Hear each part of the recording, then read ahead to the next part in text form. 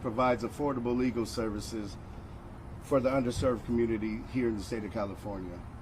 Today, we want to thank everybody for coming out, all of the press, all of the fans, everyone that's here today. We want to say thank you for coming. Today, we're going to hear some really compelling new evidence that you've never heard before. Our legal team will explain all of that to you. We will have updates on Tory Lanez, Mr. Peterson, on how he's doing. It's really sad to see the situation that he's in, and we think it's time. Enough is enough. It's time to bring the brother home. So with that, I would like to bring up our lead consultant, Mr. Walter Roberts. Good morning. We are here today to bring to your attention some information Unite the People believes is exculpatory in Mr. Daystar Peterson's case, professionally known as Tory Lanez. Recently, we've been made aware that a member of the media, Mr. Gianno Caldwell, was working on an op-ed for the New York Post regarding Mr. Peterson's innocence. During his work on that op-ed, he became aware of some information in Unite the People's possession regarding a statement that was given to Unite the People by someone with information relevant to that case. The New York Post recently reached out to the prior district attorney, George Gascon, Megan Pete and her representatives, and Kelsey Harris and her representatives. The only party that responded last week was Megan Pete's representatives with a request for more information.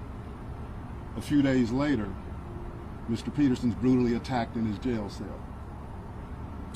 Unite the People represents Daystar Peterson in his appellate process. We filed an appellate brief and a writ of habeas corpus on his behalf. The district attorney's office has already responded. The case is fully briefed. We're just waiting for the appellate court's decision. We were willing to wait for the appellate process to play out, but given that brutal, unprovoked attack, we felt it necessary to come here today to provide. It is our intention to make a request to the governor to either pardon or commute the sentence of Mr. Peterson, so that when he recovers from this attack, he's not returned to a jail cell, but that he's allowed to go home and recover. Not long ago, Unite the People was approached by a gentleman named Bradley James. Mr. James informed us he was working as such. He was in close proximity and he had privy to conversations she was having with her husband and others. Mr. James informed us he was not under a non-disclosure agreement or a confidentiality agreement and was free to speak with Unite the People, and that he was doing it because his conscience would not let him not speak and leave a man in prison for something he did not do.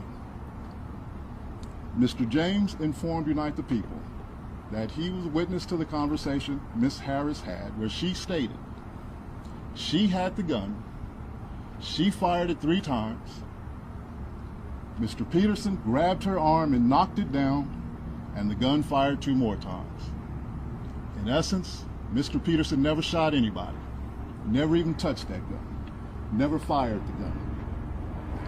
This statement aligns with the statement of the only non-party witness to the case, Mr. Sean Kelly, who at trial testified he saw 2 women fighting, 2 men break up the fight, 1 man grabbed the other one's arm. Gunshots came from the passenger side. The passenger side is where Ms. Harris was sitting. This further iterates that Mr. Peterson did not shoot Miss Pete, did not shoot at Miss Pete, or did not assault Miss Pete. It's just another irregularity in a list of irregularities in this case.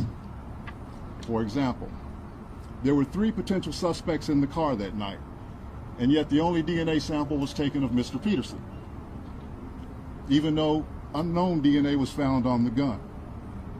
Why wasn't Miss Harris's DNA taken? Or was it taken and the information simply never given to the defense? Why wasn't the driver of the car, Mr. Jaquan Smith's DNA taken? Or was it taken and again, simply not given to the defense? We don't know. It should have been taken. It is Unite the People's understanding, regular LAPD practice at a crime scene like that, anybody who's there, the DNA is taken. Another irregularity. Why, at Ms. Harris's police interview, was a non-lawyer, non-family member record company executive allowed to participate? Highly irregular situation. Normally, we see cases, strangers are not allowed in these things, but it was in this case. All of these things point to the highly irregular nature of his trial and his conviction. It is our contention that he was wrongly convicted. And while we at first were willing to let the process play out, it is our contention now that if he is not pardoned or released promptly, he may never come out.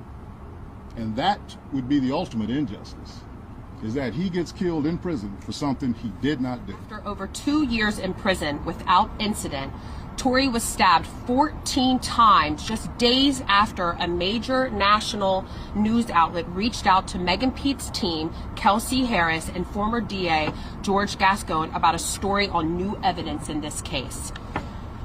You don't have to believe in conspiracies to see the pattern. When evidence was about to come to light, Tory was nearly killed. So let's stop pretending this is complicated. Let's stop treating this like some cultural war flashpoint. This is about a man, a father, a son, Daystar Peterson, who has sat in a prison cell for over a year based on a case that wouldn't pass the smell test in any honest courtroom. The prison system can no longer guarantee his safety, and that alone should be grounds for immediate action. But combine that with the overwhelming evidence of a botched investigation, and this becomes not just a legal issue, but a morale emergency. Tory Lanez deserves a new trial. He deserves due process. He deserves a pardon. And if justice still matters in America, he deserves to go home. So what now? What do we do now? We're all here today. We are calling on Governor Gavin Newsom, the California Attorney General, and the public at large to act. If you believe in due process, sign the petition now on the Caldwell Institute page that Gianna Caldwell mentioned at change.org. Let your voice be counted. Let the system know that we see what's happening and we won't stay silent. We can't be a nation that claims to value justice but looks the other way when a man is buried beneath the weight of political motivated prosecution. Dr. King said again, injustice anywhere is a threat to justice everywhere. This is that threat in modern day time. This is that moment. Daystar Peterson deserves to go home today. And we, the people,